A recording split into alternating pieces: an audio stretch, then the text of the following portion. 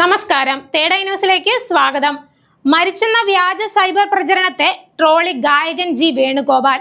ഉടനെയൊന്നും മരിക്കാൻ ഉദ്ദേശിക്കുന്നില്ലെന്നും ജമ്മു കാശ്മീർ കുടുംബത്തോടൊപ്പമുള്ള യാത്രയിലാണെന്നും അദ്ദേഹം മാധ്യമങ്ങളോട് പറഞ്ഞു.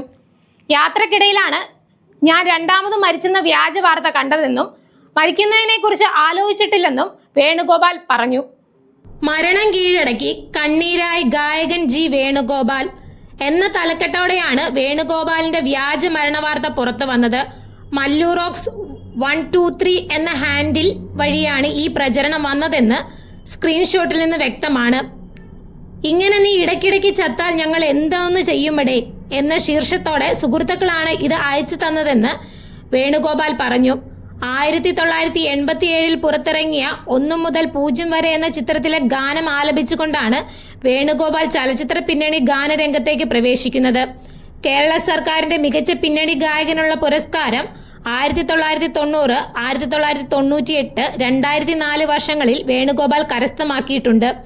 കവിതകൾക്കും സംഗീതം നൽകി ആലപിക്കുന്ന ഒരു പുതിയ രീതിക്ക് തുടക്കം കുറിച്ചുകൊണ്ട് കാവ്യരാഗം എന്ന ആൽബവും അദ്ദേഹം പുറത്തിറക്കിയിട്ടുണ്ട്.